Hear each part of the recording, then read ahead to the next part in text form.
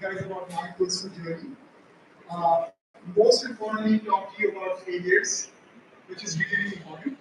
And I'm happy to answer any questions that you guys have. Company building, hiring people, culture. Uh, how do you think from a place like Aurangabad and from places like Silicon Valley? What should it look like? Um, or anything related to that. So I'm happy to answer those questions. So my first question to everyone is everyone from engineering background here? No? Okay. What background is yours? Yeah, you mentioned you from engineering? Okay, good. Okay, so good to know that. And is everyone in like third year, final year engineering or the graduation year that you have? Yeah? Quick question from everyone, for everyone. What would be the one thing that you would want to take away from this chat or discussion? Is there anything that you have specific in mind that I can like really go into and talk about? And I don't want to talk about something that you're not interested in or something that's going to bore you. So I'm just curious to know if you guys have anything else.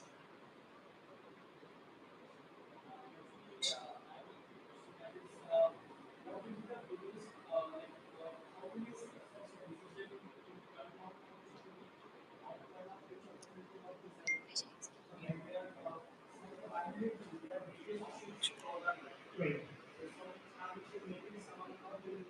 Right. Okay.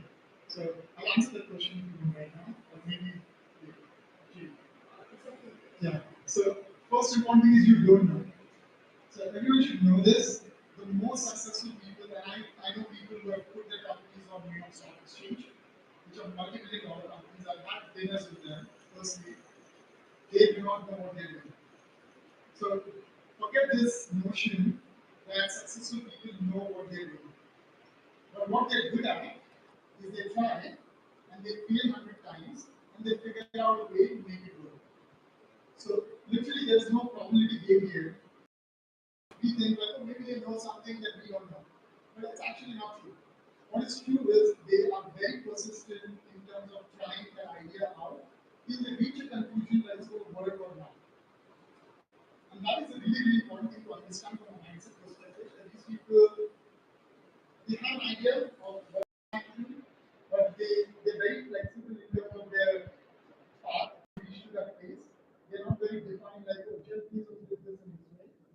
I'm going to do it exactly this way. You put a power with it? Because he's a different human being, he thinks different, right? So everything is very different. So every startup is very unique and every community is different. So there are two people who are starting two companies that are exactly similar. One will fail, one will succeed, even though they are started on the same way. It's just different. So from a community perspective, first of all, you don't know. So what you need to know is how passionate you are about the problem that you want to solve, and are you willing to dedicate the next 5 to 10 years of your life to figure out this problem and solve it. So when you say how do I decide on the opportunity, let's say there's no opportunity with you. Have a chill life, there's a status quo, your parents can go and say, my child works at Google, all the people in Aurangabad, And I know that, because I'm from here. But that's not what we should go for. And I'm not against big companies, so don't get me wrong. I have a lot of friends who work for these companies. What is important is how passionate you are about that problem, and you want to dedicate the next 5 to 10 years, even if you are going to constantly fail, right? Because you are going to constantly fail. So it's not like in the next 1 month or 6 months or even a year, you will know what's going to happen. So I'll give you just one example from my life. When we launched the background, I came out from a really big company. I was doing incredibly well. And I'm like, I think I figured it out. I'll start a startup. I started a startup. It took me 1 year just to figure out what's going on. Almost to the point where I lost all my savings. And those were incredibly good amount of savings, right? So I spent a lot on business.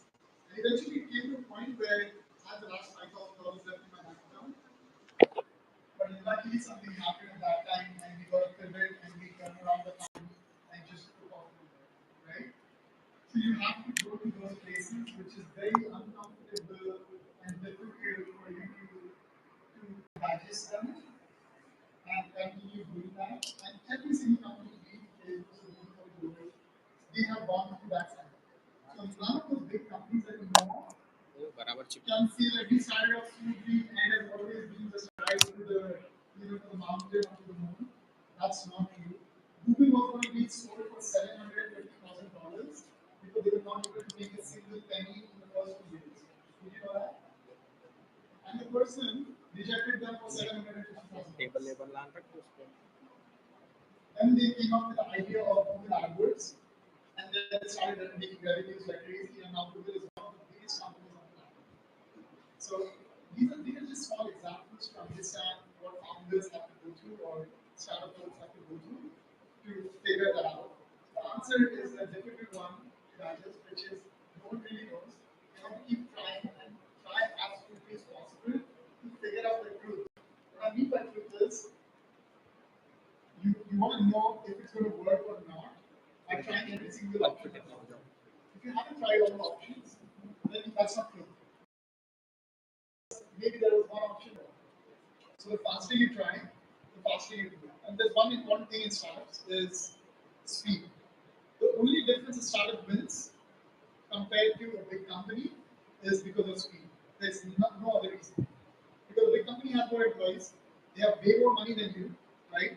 And you're competing against them for the product that they've been selling for hundreds of years. So the only thing that works for startups is how fast you can reach to a point where your customer finds your product and service incredibly well than the traditional alternatives that exist. So always remember, acting fast is a very, very important thing. And I don't mean acting fast in just like about the startup. People should build this mentality and the mindset, which Aurangabad lacks, unfortunately. If someone sends you an email, you need to reply back in 5 minutes. That's the mindset in Silicon Valley. No matter how big this person is, you send them an email, you will get a reply of thank you, yes, no, I'm not going to do it in 5 minutes. They don't waste time. So that's something that you need to learn as a thing for understanding what's the difference between the startup versus a big company. Right? So I don't know if I answered your question, but I'm happy to take it. I will talk about founder. Uh, one more question. Sure. So, how to deal with the negativity we have?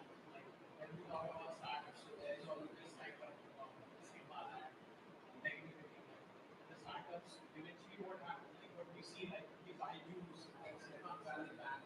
So, these all are collapsing. So, how we should deal with these such things? So you have to understand one thing. Most of the negative signals that you get from the market, right? So there are two kinds of negative signals you're going to get. One is going to be from the market. So you hear these bad stories about shoes or other tech companies in India, which I've heard is very bad. Then you hear these stories about companies like WeWork, which is in the US.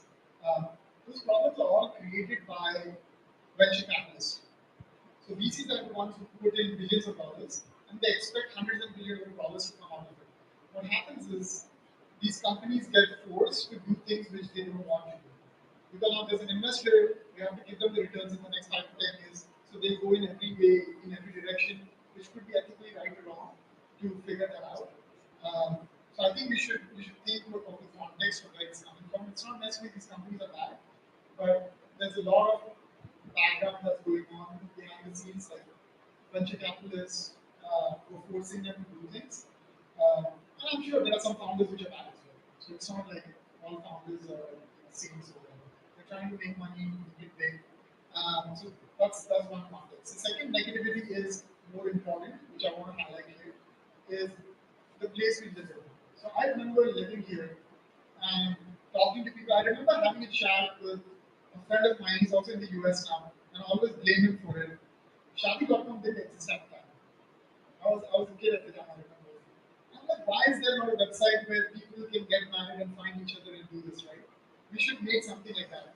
And he told me, are you crazy? Like, we're so young right now. We should find a job. We should make a 20,000 rupees from Infosys, right? Take up a job and life is set.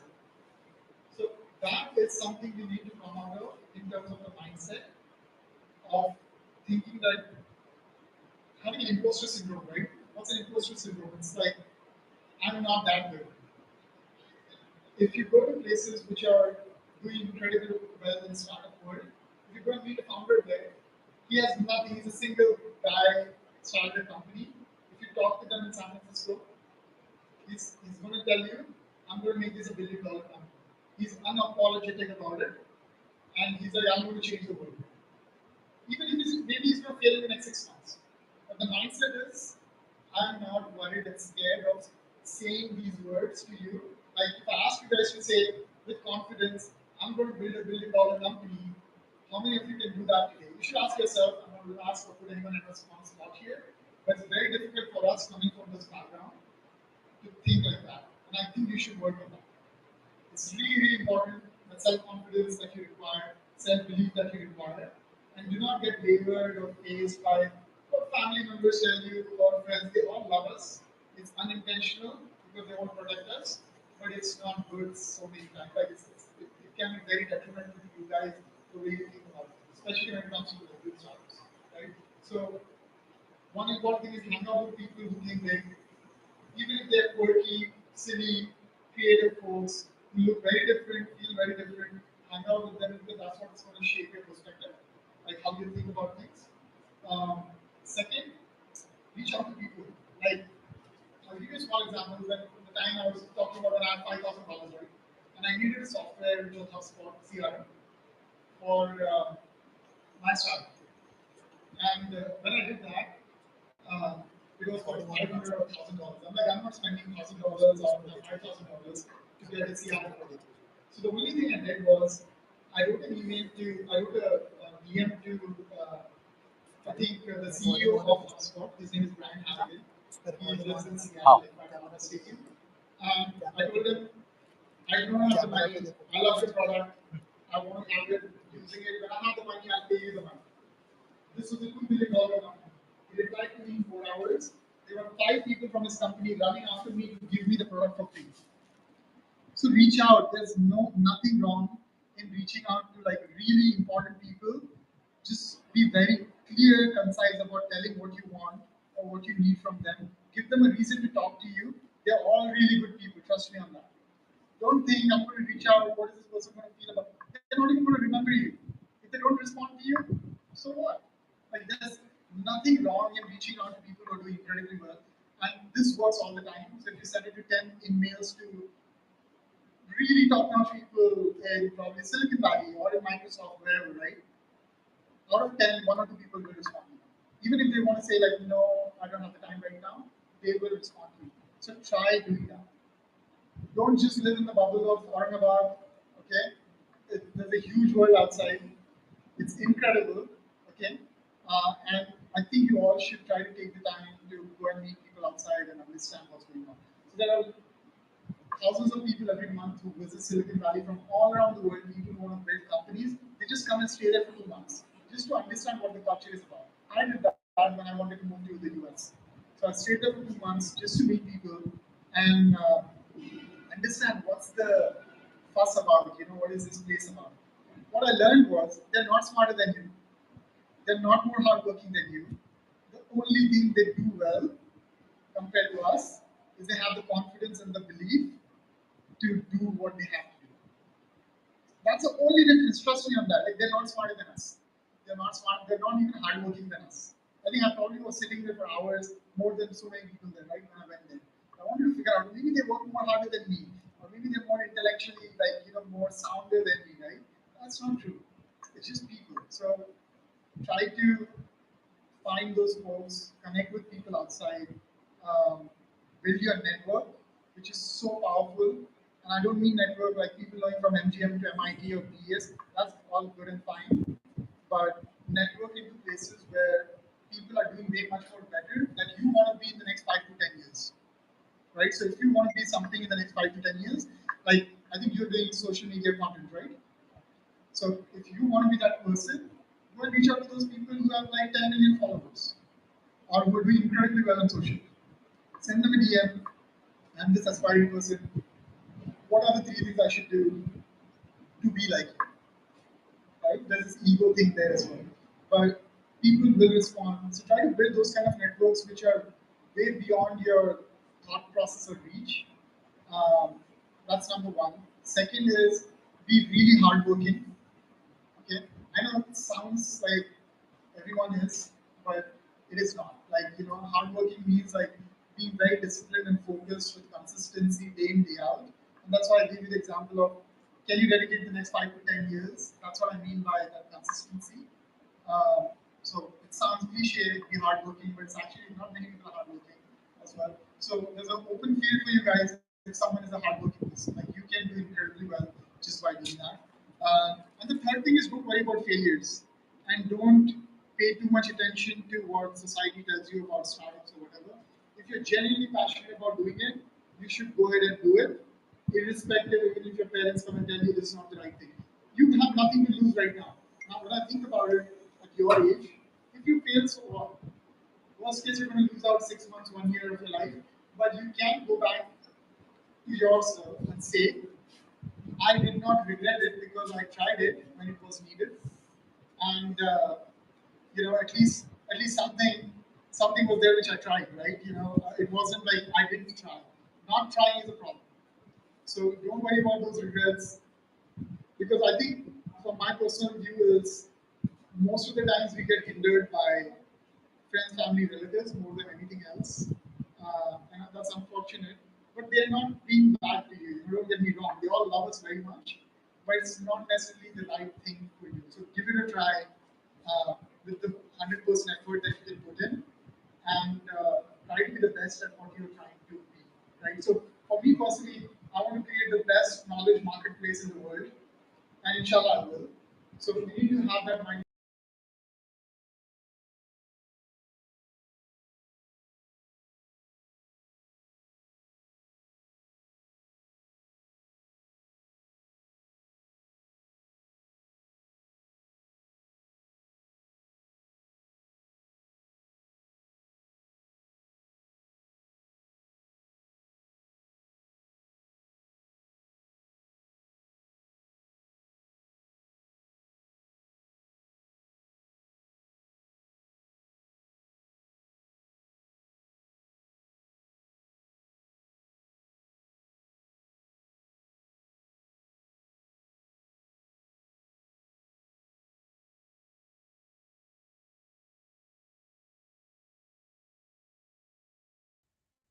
Be the best at something. And there are some people that they're like, I'm going to put 8 to 10 hours of work and be the best at something. It will work for both of them if the person understands how they're doing it and they understand themselves, right? So there's no one bullet answer. And there's no one bullet answer in life in general. It's a very gray world. There are very few whites and blacks. Understand that so you can context switch and understand why something is happening, right? One important thing to know is what's the direction of your hard work. And I can go and do hard work in 10 different directions and come back after 1 year and say, I didn't go anywhere. But your energies were spread across 10 different things. Don't do 1 month of content and the next 1 month you're doing development and the third month because you're excited about something else. AI is the next wave. Oh, I'm going to try the next AI wave. Like, don't fall into those traps. It doesn't matter. Pick one thing and one thing alone and go after it for months and months, and then you'll start seeing those results because your efforts and your energy is directed towards one thing. You can't chop a tree by hitting it at 10 different places. It's the same concept. You can only chop the tree when you're hitting it at one single place 10 times. It's simply that. So direction matters a lot. Your focus matters a lot. And even if you do 8 or 10 hours of work, very focused work on that one single thing, I promise you, in the next 6 months to 1 year, you will do really well. What about multitasking? Multitasking in the sense of the same work, like the same project that you're working on. No, no, no. Like working on two different projects at a sorry. See, it depends on what kind of project it is, right? If you're doing like, you gave me an example, right, about your YouTube channel and your, the marketplace that you're building as well. You need to pick up what is your passion between both of them. I know sales are great because you make some money on it, so that's amazing. And that's congratulations to you, by the way. That's incredible if you can make money doing it, right? But at the same time, you need to figure out what your passion is. Do you want to be that YouTuber who's being followed by millions of people, or do you want to be company which is an edtech company and that has this incredible courses for personal development. What is your drive or your passion about? You need to figure that out. If I were you, I would choose one, right? I would not split my energies, and I learned that the hard way. It's important to have that focus. Forget the world. Disappear for 6 months, 1 year. Just focus on that one single thing, and I think you will see the results. In 6 months or 1 year, you should see the results.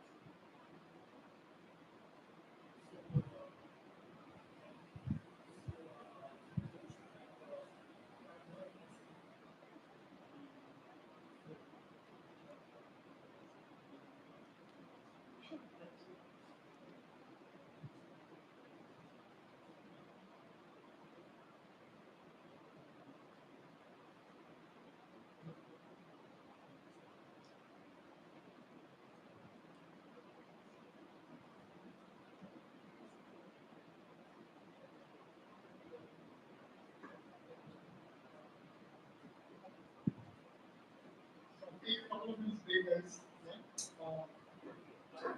So that was a very warming welcome by Mr. Shaikh sir, and a very energized. He has really energized the event and set the environment so healthy. It's a very great thing. Thank you so much, sir. So now I would like to call Safa Mariam and Tehri for the introduction of the main event. So Safa and Tehri, please.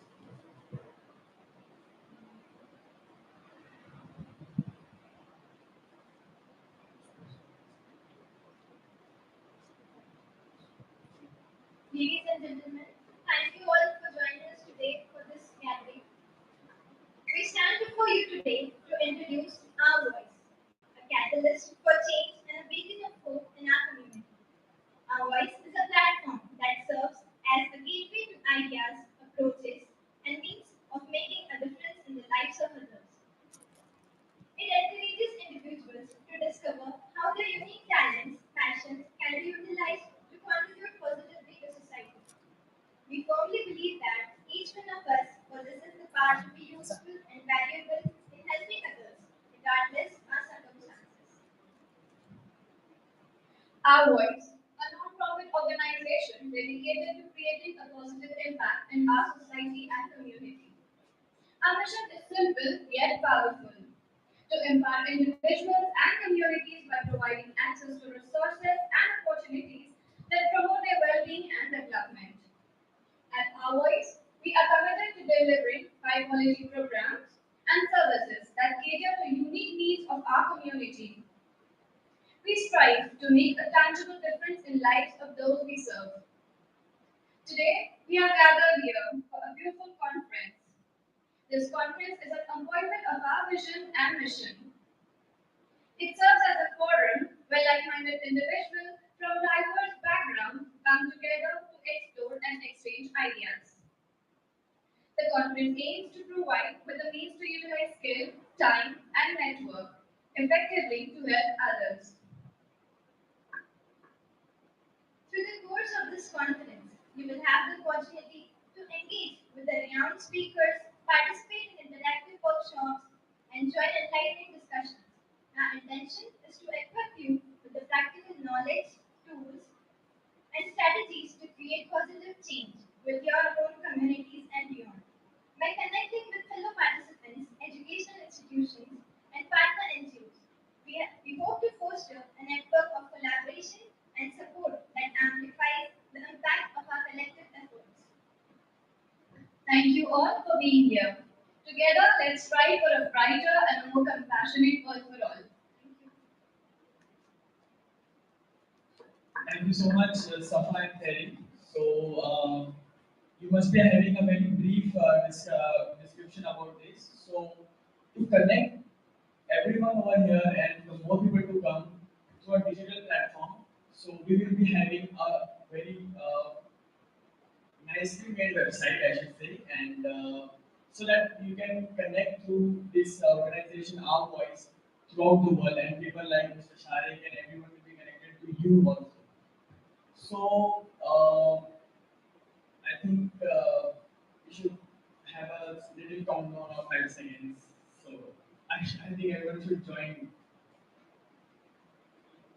So here we go. Five, four, everyone with me. Three, two, one. Big round of applause, everyone. So the launch of our website, first thing you can see is about this event only, and this place you are already familiar with now. And so yeah, you can check out this website. We will provide you all the links and everything. So this is everything you can on the history about our voice, and we have different tabs about this event and the upcoming event. So it will be a very smooth digital experience for you which you can have. No need for any WhatsApp group adding, sharing numbers and anything. So this all about the website. Abhishek, you want to add anything? So please. Assalamu alaikum everyone. So the main reason for creating this website was actually to get in contact with various people across the country to get the talent. So here we have the nomination speaker page also. So the main idea what is all about our voice is by student and for student. So the basic idea of our conference is to empower students. So that's why we have created our forms on the website where you can nominate your favorite speakers. So it can be anyone from any type of background, and we can have a conversation with them. Okay. And another thing we have, the thing we have from our website is about the after event activities. So what the basic idea our voice is want to create is this that we will not just have the conference, but we'll have the after event activities. Like if we are working on women empowerment, so with after that conference will start the women empowerment campaigns and all those things. We have right now with us our wonderful speaker, Shaikh sir, and he is very good about expert network system and all those things. So we want these type of speakers to be get connected with us in future and how we can utilize their talents and all those things. So this is the main purpose why we have created our website.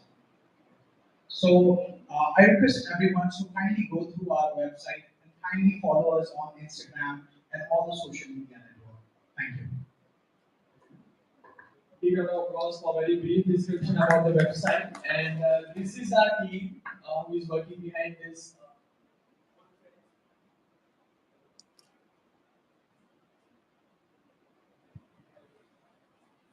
Am I audible? Yeah. So this is our team. So creation team, Subramaniam and Abdul Didi, you are already familiar with, and also the Karim Ansari over here. And the social media handling team is Junaid Sheikh and Aisha Khan, who are very good at their work, connecting the people. Our technical team we have Atif, Ivan, and Sam Kazi, and also Adnan Kesh. So some of them are not over here for some new reasons. So the event management and hospitality, Prasad Sheikh, they did this, and Sufyan Kazi, Ansar Siddiqui, and documentation of everything is done by Mr. Wasi. So this is our small team, hardworking team, I think, and this is our website. So, okay, we also have to creating and designing. This is also very important. Uh, Miss Viraj Levin and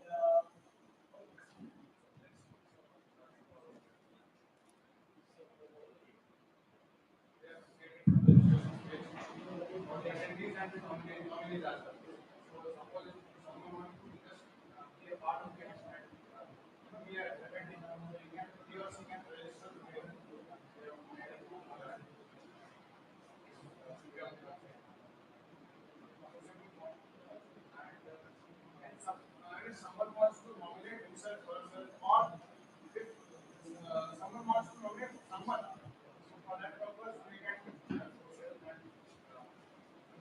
and speakers. For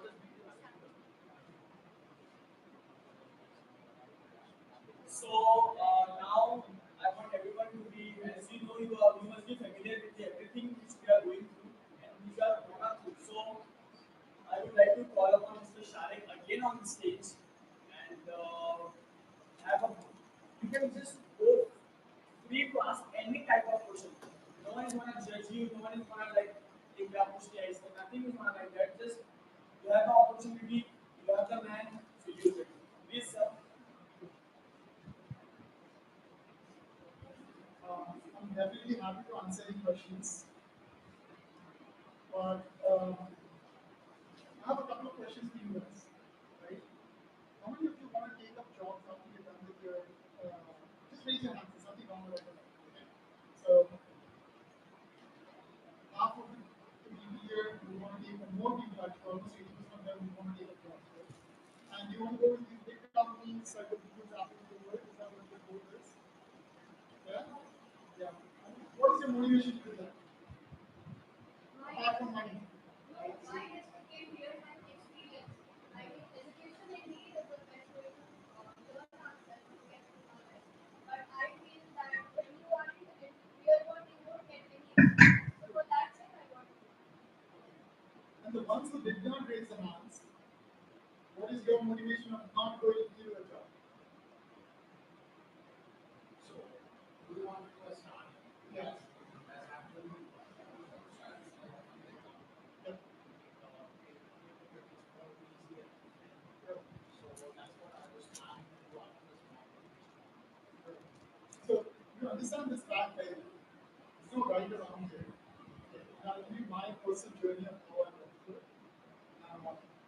Might sound a bit philosophical, but let's see. Right?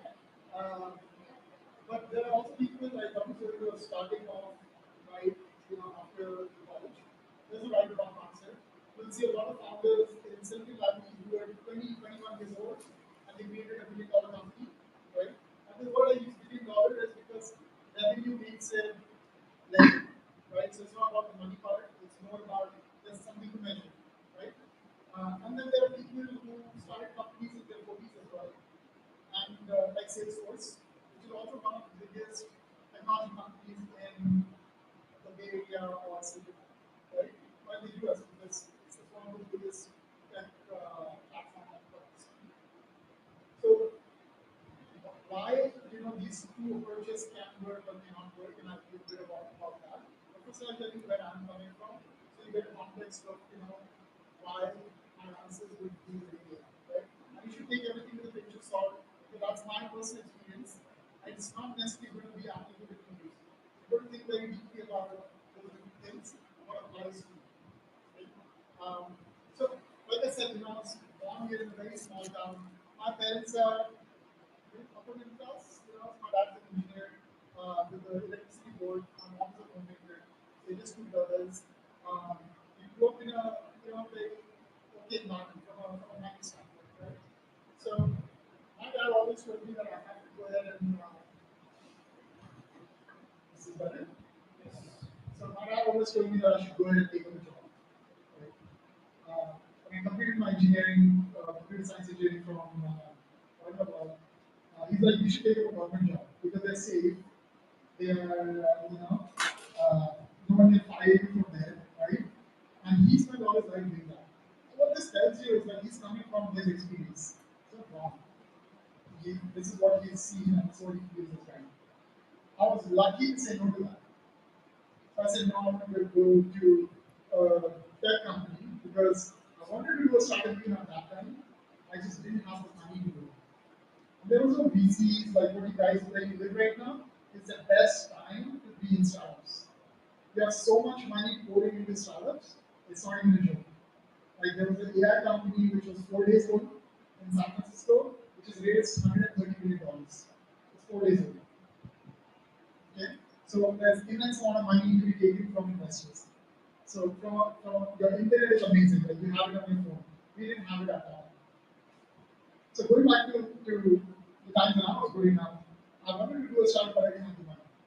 So I did something like what you mentioned, right? Go to a company, get that experience, and make some money so I can have some savings and get out of the job and start a company, which is what I did. The problem with that approach was I give the positive and the negative of it, and you choose what works for you. The positives were I got industry experience, I understood really how business works. What's an invoice? What's a customer? is what is the process for someone buying a software in so on, right? So I understood those things, which was great. I met some incredible people from whom I learned a lot. And I've met some people who are really stupid down as well, right? So you got to figure that out, that who do you interact with and what or who do you have. So that's a positive. The other positive is I could make money, right? So I could stabilize, have my own money, have my own independence, to do things that I wanted to do, travel and things of that sort. So that is something that's really important as well. The con to that was, if you asked me in hindsight what would I have done, I don't have any regrets. I think I did the right thing. But I would still want to explore the idea that I should have started the startup early on with more constraints. Because I didn't have money, so I had to be more constrained to do that, right? The negative is you lose time and you lose motivation. So I'll give you a small example. Today you have a certain priority. Like today, write it down on a journal, and I promise you, for most of you, the next year, the same day, that priority will be different. So time changes a lot. Like time changes a lot of things. The situations change over time. You know, death of someone important in the family, or someone getting married, or someone having a difficult time mentally, right? There are hundreds of things that can happen which are not in your control, right? So if you feel you're ready to do it now, and you have some kind of like leverage in the sense of money, resources, you should do it now. But if you feel like you want to learn more, and you still have that in the background that you're going to go and do something on your own, and you're okay to spend 3 years or 5 years in the corporate world learning about things, then that's not wrong. So you can choose between both these options. If you want to save time, try it out quickly, no regrets, even if you fail, do it right away. Because after 5 years, 10 years, there's very more pressure on you to get married, do this, do that, and things change. So that's a very big question that you need to ask yourself to make that decision, right? For men, uh, fortunately for them, it's easier. Unfortunately, for women, it's not, right? So you should definitely keep that in mind. And from a journey perspective, the other thing that you want to do when you're uh, thinking about doing a startup now or later is to get out of Aurangabad. Okay? And I'm not saying this as take a stab at Aurangabad. It's just we don't have the startup culture. If you're going to spend time with people here, you're going to think like them. If you're going to spend time with people somewhere else, you're going to think like them. So choose the place that you want to go to very, very carefully. Choose your friends or people you hang around with very, very carefully. Don't be emotional about it. It's fine to not hang out with people you know are not going to make it. You love them, that's all great, but you don't have to hang out with them. These are very brutal, honest truths I'm telling you, which I learned. So, it might sound bad to people, but it's a fact. It's a reality, that's what it is. Because I see myself in you guys, I've been in your place, in your shoes, exactly the same environment, and I know what I could have done better. This could be one thing, which was moving out of the city. So I moved to Pune very quickly, right after my engineering, and then moved to Dubai in 6 months or I think a year. And I got exposure to different people, different companies, different way of doing business. That really helped me. But I was lucky. I didn't do anything special to get that. I was lucky that opportunity fell into my lap and I could. I think that's not going to be lucky. So be very conscious about those decisions that you're going to make. Find those places that you want to go to. For example, right? If someone wants to be content in the US, those people mostly hang out in LA. They're mostly in California and Los Angeles. That's where most of the content influencers figures are, right? If you want to be tech, everyone comes from there to the Bay Area. So every city has its own like flavor, and the culture is very different in those two different cities. For example, in LA, this is a funny thing. Everyone is like having a new car bag, everyone's dressed really well, everyone's having an incredible car to drive, right? But everyone's having debt. Like they have bad loans, they can't pay, right? If you go to San Francisco, you'll see people in torn t-shirts and jeans walking around, but probably that guy has $100 million in his bank. Literally, I'm not joking, that is the reality of that place. So people don't judge each other there based on clothes. But in LA, you will get judged based on your clothes and your car. These are just 8 hours away from each other. But that just tells you like the kind of places that you want to go to based on what you really want to do. So figure that out. That's a really important question to answer. And it's a very personal question. Everyone's going to have their own different answer to it. And that's totally fine. Second thing you should think about is what's the impact you want to bring to the world. And I'm coming back to the same point of being philosophical, but it's true. If you take Islam as well, right? One of the biggest amazing things that Islam teaches, a lot of people don't talk about it, but our purpose is to create as human beings. One of the purposes that we have is to create things. You should think about that very deeply and think about that what do you really want to create for the world. It has to be something positive, impactful. And it could be an NGO, it could be a tech startup, it could be a YouTube channel. What is the positive impact that you want to bring in? And what's that thing going to do to the world? And what you're leaving for the world. So it's a very philosophical question, but you need to ask this question to yourself, what's the purpose that I'm here? A lot of people will not be able to answer that question at the age of 80 as well, which is very sad to know. You ask to go on the street right now, talk to 100 people, you'll find two or three people who know what their purpose in life is. It's very important to ask that question and know what you really want to do. So, might sound philosophical, very cliche, but it is an important question to ask, right? So, do that, take some time, do some deep thinking around it. The answer won't come to you right away, but I'll give you some simple framework or question to ask yourself. It's an easier way to figure that out. Ask yourself, if you have all the time and all the money in the world, what would you do? Don't tell me I'm going to be happy and travel. That's not purpose of life. Okay? A lot of like your generation of what traveling about, I know that you love traveling, but that's not the purpose of life. So ask that question, which is if I have all the time in the world and all the money in the world, what do I want to do? That is going to give you some framework to understand really where your mind is at. So those are the things we're considering about, right? We worry about money, that's why we take a job. We worry about money, so we start a startup. We worry about our time, so we try to do something. Imagine if you had no constraints on those two things, what would you do? Would be a really good way to think about it, or at least start thinking about it. So that's on the philosophy side of things. Third thing I would suggest, which happened to me, I went through multiple phases while building the company. When I was at my job, I remember I had this money in the bank, and Gartner has this philosophy as a company. All the big companies have this philosophy, like even Google's or the Apple's. They want to make you your slave in it, right? Not in a way that you feel like you're a slave, but you feel like all your lifestyle revolves around them. You have your salon in the office, right? So LinkedIn offices was like walking distance from my home. LinkedIn serves you food every day for free 3 times a day. Great food. And you can tell the chef what you want. So it's very difficult for people to get out of that and go and do something which is their purpose or passion. Because they're trying to enslave you in your mind. So I'm going to use this 3 times of amazing meals that I get every day, whatever I want to eat, right? And my dog is taken care of if you have a pet. My haircut is taken care of. I can come to work, play video games if I want to. All that happens in these big tech companies. So what it looks like from the outside, like I'm going to go to Google or Apple and create this incredible platform or product that I'm going to contribute. It's not going to happen. That's a fact of big tech.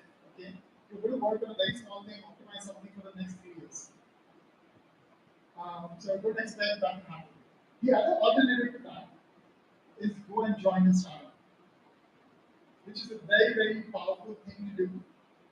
It's not as risky as starting a company, but it's still risky enough than taking up a big job. In my view, they both are equally risky because now big companies can fire you in a day. It's not like you're in that security working at Google or somewhere else. So take a job in a startup. It's a small team that's an underdog, and everyone's very hardworking, everyone's very passionate about solving their problem, and go and work for them. Even for people who are not from tech, I think you should pick up smaller companies which are doing something unique in that space and work for them. Because you will learn how a company is created from ground up, and that's a very valuable thing. So try to take a job at startups if you want to cut down the journey of what happens in startup. Like for example, Abdul mentioned he wants to do a tech company, right? If I were you, I would go and work for 6 months with Brett's or any big tech company, figure that out. And 6 months, 1 year is not a big time for you to figure that out. But I will understand every single thing that happens in big tech. I've created a network of people who would invest in my company on day one, right? And then I can go ahead and start because you will have that credibility of the brand that you work for a startup, which is an incredible fintech startup. And as an investor, I'm comfortable giving you those 10, 20, 30,000 pounds, right? So that is another route as well that you can think about of between a big company or a startup. There is an amazing place where work for a startup for 1 year, 2 years, figure those things out, and then you can do something for yourself. A lot of people make millions of dollars working for startups. So people who work for Stripe, I don't know if you guys know about this company, it's a Silicon Valley sweetheart company in payment gateways. People who early joined in those companies made 20, $30 million because their share value increased or so much. So that could happen, but that happens very rarely. Right? So don't think of that as going to make you rich. Just think about learning those experiences from startups and try to find founders who have done this, been there, and follow them into this journey so you will learn a lot. These are the three pathways that we have. Again, going back to the pros and cons, big companies, you, you think it's going to be a great job, but it's not going to be, you're going to get bored, honestly. But yeah, from status quo perspective, your parents, if you can say, I work for this company, right? So that's the goal, go for it, no judgments, right? But you're not going to create anything unique, most likely. Unless you are this genius and Facebook comes up or Meta comes up with like, I'm going to be Twitter and create threads and you get acquired for that team, then you create something else. But that happens very rarely. So that's the pros and cons. So the cons of the big company. Salaries are great, perks are great, but remember, do not become enslaved to those perks and facilities. Like that's the number one thing you want to remember. That's how they keep you on a job for 10, 15, 20 years. But they don't want to hire and replace people every time you leave the company. Right? Just to start here, if one company makes uh, let's take a mathematical example here. Per employee, the salary that you get, you give the company 13 times more money on that. That's the standard. So let's say if you get like $100 as a salary, you're giving them $1,300. So still the pros and cons of the companies. For startups, it's very high, demanding, speed, um, grueling, not a great experience kind of a job. You won't get paid a lot. But you will cut down the learning cycle of 4 years into 1 year, that I can promise. It's a good start. So be very careful about that. And by use is not a startup, remember that guys. If a company that has crossed Series A, which is a fundraising milestone, do not join that company. So Series A before is the kind of company that you want to join in tech startups. Um, So the pros is coming down the time, learning is fast. You make a very amazing network of people who are hardworking, passionate, and then you can start your company and you can kind of do stuff. Uh, Sir, I have a question. sure, absolutely. I have two to three questions. Sure. First thing is, I'm a bit confusing for you said you need to find out what you want to really do in your life. So there are things, and sometimes I think that I'm unable to do anything because I don't have such kind of skills, that self doubt. But on the other hand, sometimes I think I can do this or this. So I want a suggestion. So how can I come up exactly what I want this? Yeah, yeah, that's a great question, by the way. But I think everyone should have that question because you will not know without trying. So if you have these three, four things, start working on them, and you will know like what makes you happy. So that feeling of contentment when you do a certain kind of work will make you happy. For me, startups are those things, right? So startups make me happy. Even if I don't make any money, I'll still do it. Right? So I'm doing a second startup now, which is in AI in the next 6 months. Hopefully through Y Combinator, which is one of the largest accelerators incubators in the world, where Dropbox, Airbnb came out of Y Combinator. So I'm going to do startups. That's what my passion is towards, right? So if you have these three or four things, try them out as quickly as possible. I'm pretty sure by process of elimination, you will know what you are really passionate or happy about. And Yeah, sure. Yeah. I want to ask you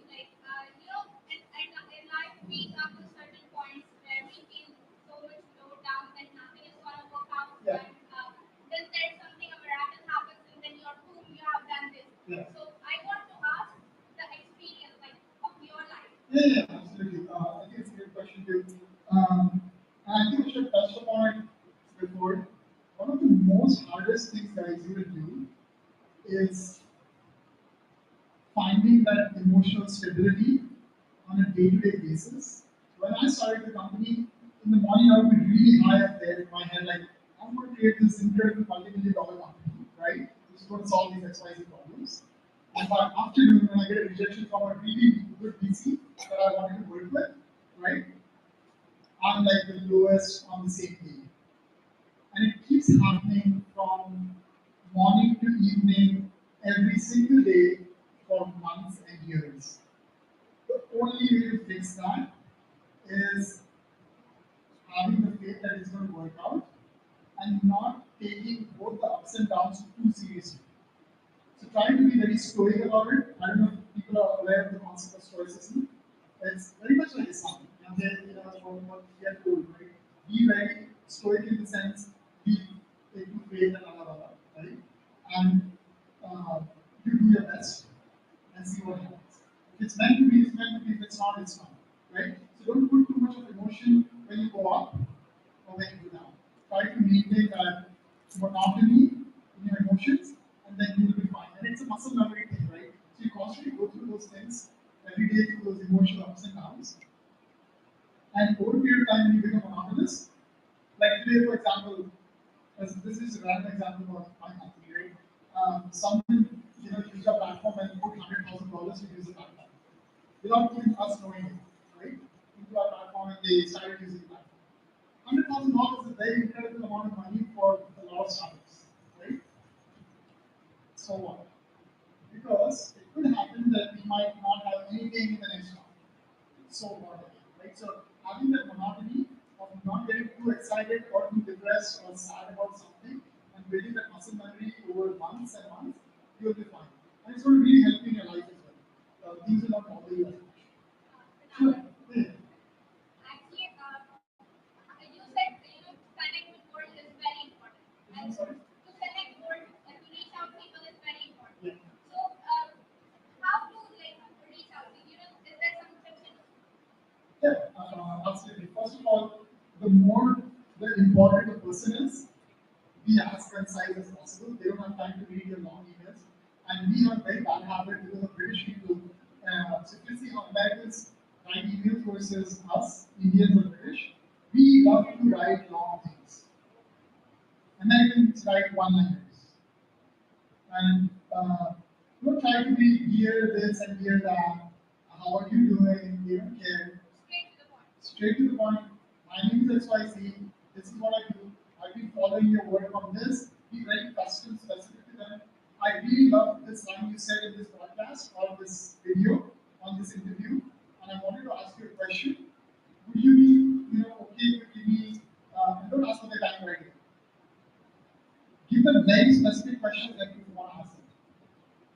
Don't ask generic things. They'll be like, if I watch a YouTube video, don't come to me for generic things. I'm not just sitting there to answer generic things. So be very concise, very specific about what you want to ask them, and give them the understanding that you follow them, you spend time to know them and what they have um, talked about or communicated in an event or wherever, and then you give them that. Tell them I really love what you do.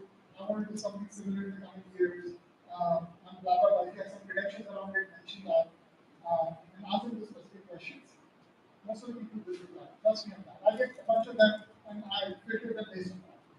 It's like, who's done the work? Not just come to me to take my time because in the end of the day, the time is the most valuable asset more than the money. So make sure that they spend it with people that they are excited to work with. So you got to create that excitement by being very thorough, detail-oriented, and very concise. Do not go more than 5 or 6 lines. Like that's a lot.